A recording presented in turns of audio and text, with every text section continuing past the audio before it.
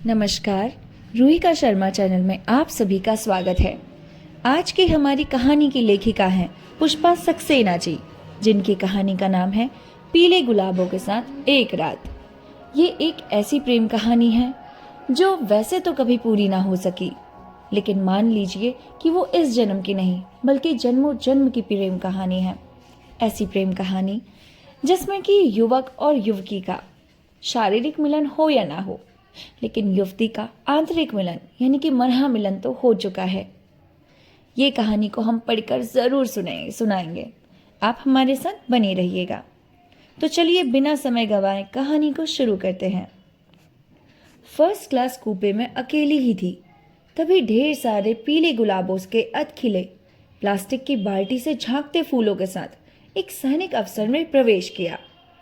बाल्टी कंपार्टमेंट की खिड़की के पास रख एक हल्की मुस्कान के साथ मेरी ओर देखकर कहा, पूरी रात आपको मीठी खुशबू मिलती रहे। Good night. कुछ पूछने का मौका दिए बिना जा चुका था।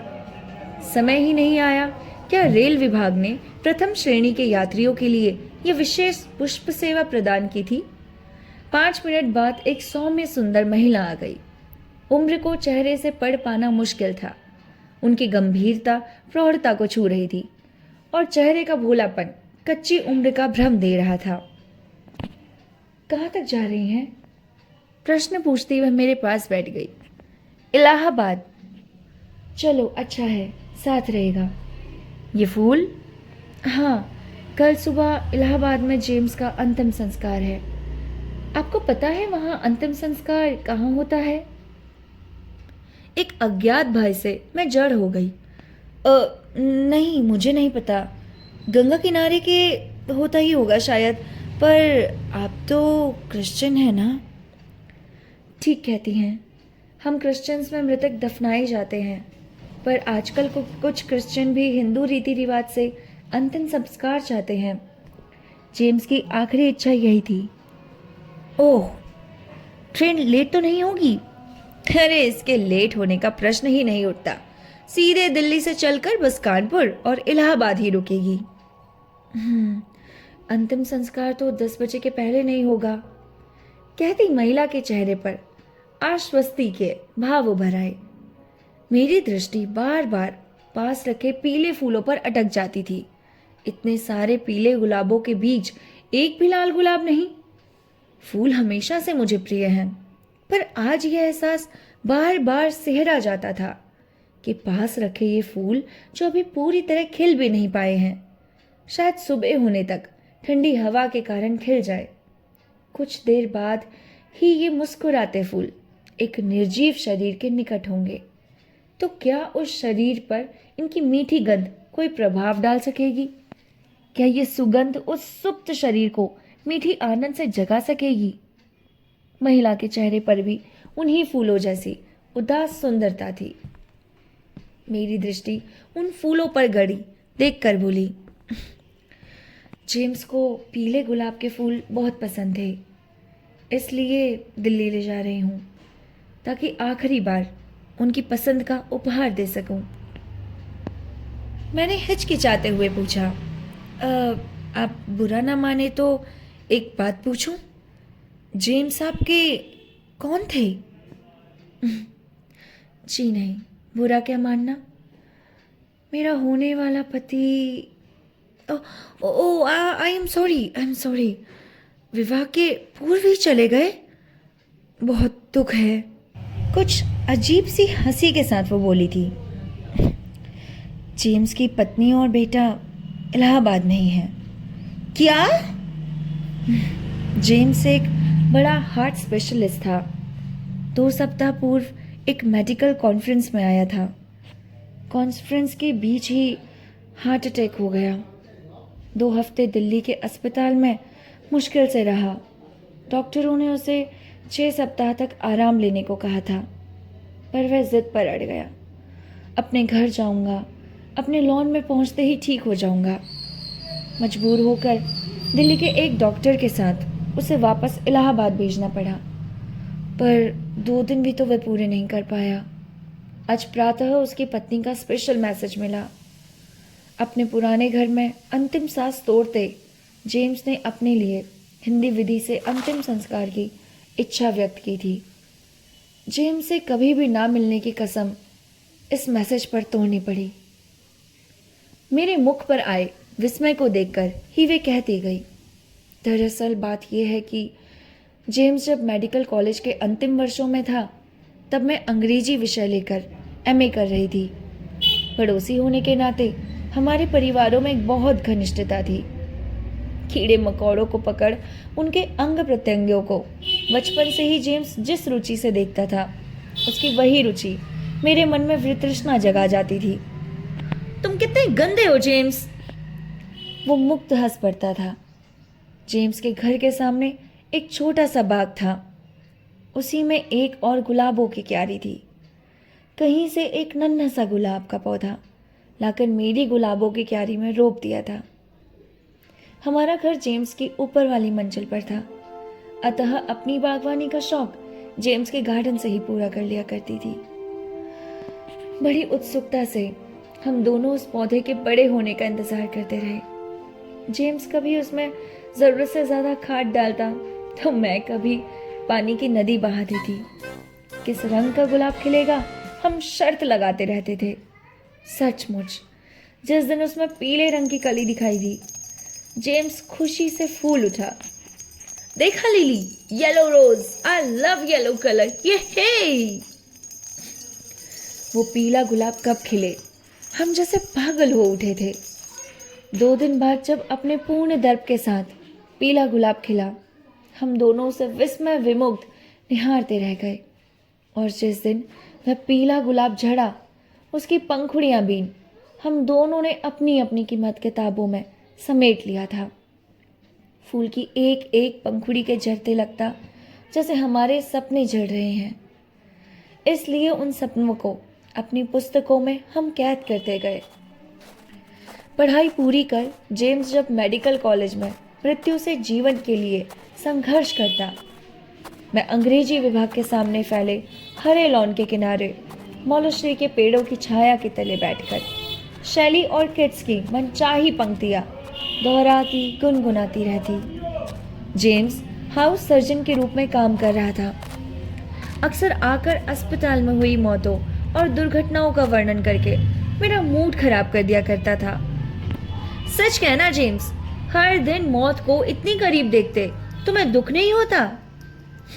मैं हमेशा उससे पूछती थी। वो कहता, पहले होता था, अब तो रूटीन जैसा हो गया है। ये मरना जीना तो चलता ही रहता है। मेरे ख्याल से तो आदमी को अगर कुछ बनना है तो नितांत व्यवहारिक होना चाहिए।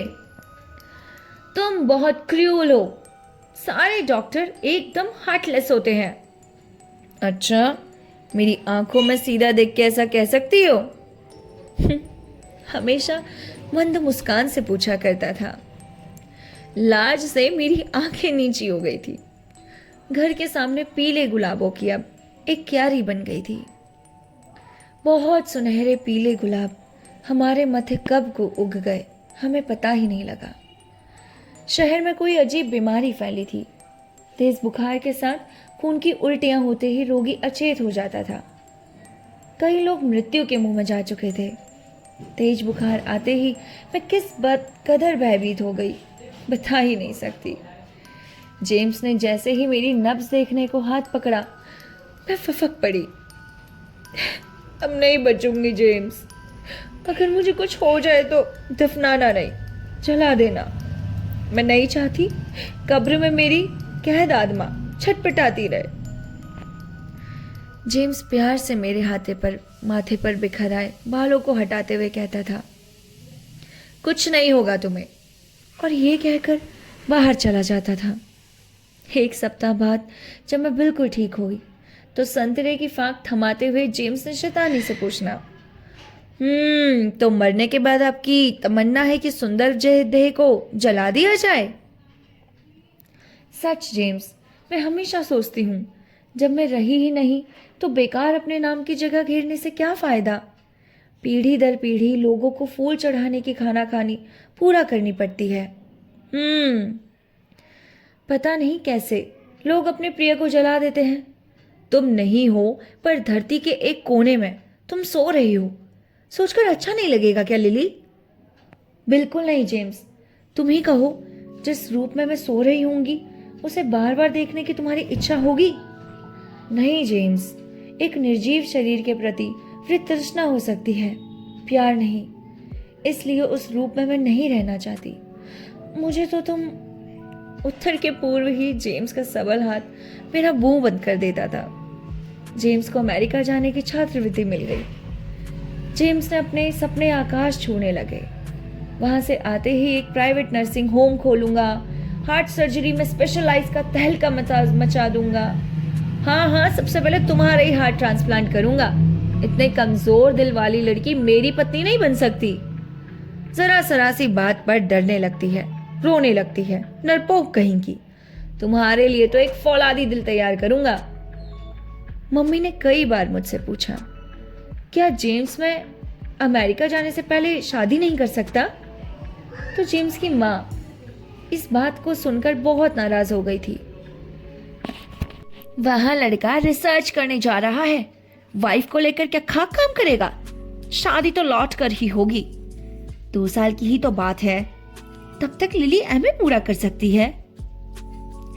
जेम्स ने बात हंसी में टाल दी। सपोज मैं वहां किसी और लड़की को चाहने लग जाऊं तो? बेकार पहले ही बंधन में क्यों बंधूं? ठीक है ना? मेरी डबडबाई आंखों पर जेम्स शैतानी से हंस पड़ा। मैं खींच उठी थी।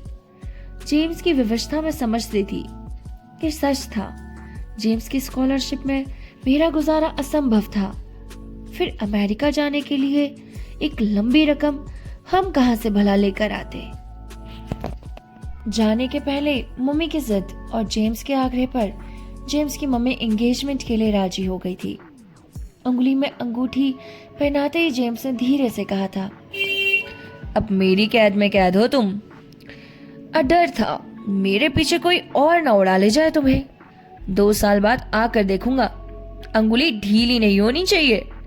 अपनी परवाह रखना, 1-1 इंच का हिसाब लूंगा।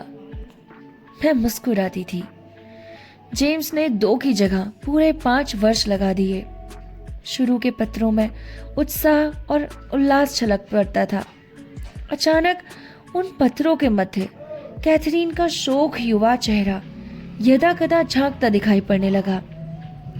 एक बार हंसी में लिखा था, जेम्स, कहीं तुम्हारे विभागाध्यक्ष की सुंदरी कन्या कैथरीन लिली का स्थान तो नहीं ले रही? कुछ ज्यादा ही तुम्हारी परवाह करती है। जेम्स ने लिखा था, कैथरीन पीले गुलाब सी है। अगर लिली से ज्यादा पसंद आ गई तो क्या आश्चर्य है। तुम तो जानती ही हो, पीले गुलाब मेरी कमजोरी है। फिलहाल अभी तो लिली से ही जुड़ा हूं। Don't worry my love. Lily ना जाने क्यों जेम्स के आश्वासनों पर भी आतंकित हो गई। 2 वर्ष की लंबी अवधि काटने से पूर्व ही जेम्स ने लिखा था, विभागाध्यक्ष उसे और अच्छी और ऊंची छात्रवृत्ति के साथ साथ शोध कार्य करने का आग्रह कर रहा है। इस शोध से उसका जीवन बन जाएगा। बात 1 वर्ष की थी और जेम्स के घर में अमेरिका आने वाली सौगातों से उसे सहर्ष शोध जारी रखने की अनुमति दे दी। मम्मी मेरी परेशान हो गई थी। 2-4 वर्षों में तो लड़की बूढ़ी हो जाएगी। अब तो जेम्स को स्कॉलरशिप 2 व्यक्तियों के गुजारे के लिए मिलती है। अमेरिका जाने के लिए मैं धन भी जोड़ दूंगी। लेकिन जेम्स बिल्कुल भी आग्रह नहीं कर रहा था।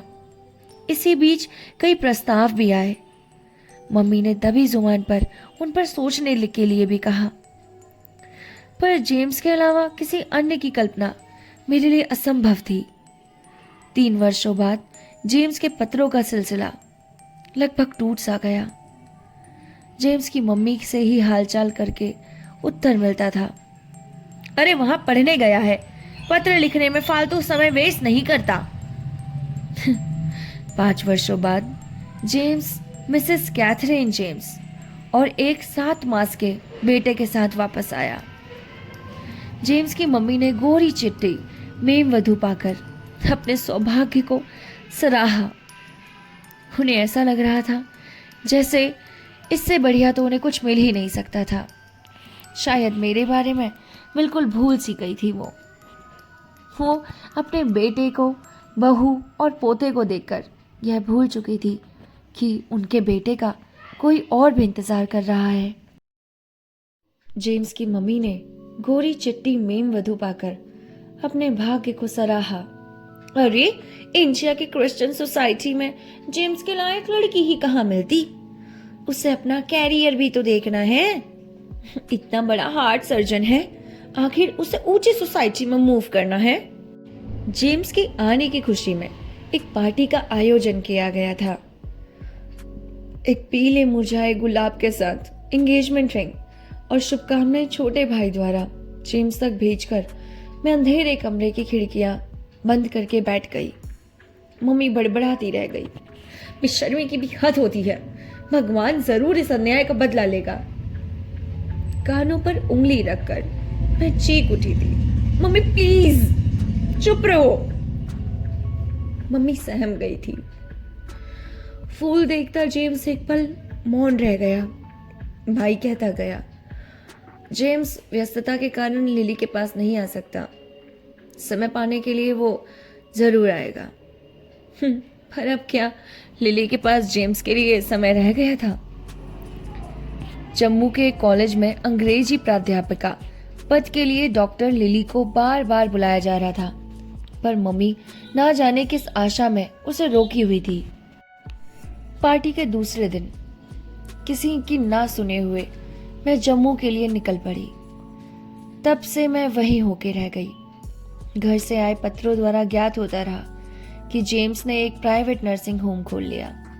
उसी शहर में उसकी बहुत प्रतिष्ठा हो गई है। साथ ही ये भी सुनती रही कि नए बंगले के सामने पुराने घर से पीले गुलाब के सारे पौधों को निकलवा कर लगवाया गया है। जेम्स बार बार मुझसे मिलने के लिए आग्रह करता रहा, पर मैं उसके आने के दिनों में अव्यस्त होकर कहीं बाहर चले जाती। कैथरीन के एक आध पत्र आए थे, मिलना चाहती थी, लेकिन वो कैसे मिल पाती मैं उससे। लिली चाहती थी। खैर, कैथरीन के हर पत्र से मैं विचलित हो जाती थी। कल फोन पर कैथरीन ने बताया कि जेम्स उसकी बहुत याद करता है, और आज सुबह उसी कैथरीन ने बताया कि जेम्स की आखिरी ख्वाहिश है उसका अंतिम संस्कार हिंदू रीति रिवाजों से किया जाए और उसकी सूचना लिली को दी जाए। सूचना पाते ही मैं रुक ना पाई। प्लेन से दिल्ली आई और अब ये ट्रेन निकली पड़ी है। उसने मेरी भावनाओं की कद्र की है। वो अंदर से हमेशा मुझे चाहता रहा, वरना क्या बरियल की जगह मेरे इच्छा के ही अनुसार हिंदी रीति से अपना अंतिम संस्कार मांगता। God bless his soul. और ये कहकर उसकी आवाज भीग गई। मेरी निगाह फिर पास रखे पीले गुलाबों पर अटक गई, और ये कहानी यहीं पर ही खत्म होती है। इस कहानी का आशय सच में एक ऐसी लड़की से है जिसने हमेशा अपने प्रेमी की शुभकामनाएं ही मांगी है। जब प्रेमी ने उसके साथ विश्वासघात करके तो उसी लड़की से विवाह कर लिया, तो भी बिना किसी कटुता के, बिना किसी झगड़े के वहां से निकलकर चले गई, और उसके मृत्यु उपरांत उसका अंतिम संस्कार करने के लिए आ गई। आपको क्या लगता है? एक आध बार तो लिली ने ठीक किया। अपने प्रियजन से पूछ लेना चाहिए था। हमें कमेंट करके जरूर बताएं। मिलते हैं आपसे नेक्स्ट कहानी के साथ। तब तक के लिए नमस्कार, अपना ख्याल रखिएगा। Bye bye.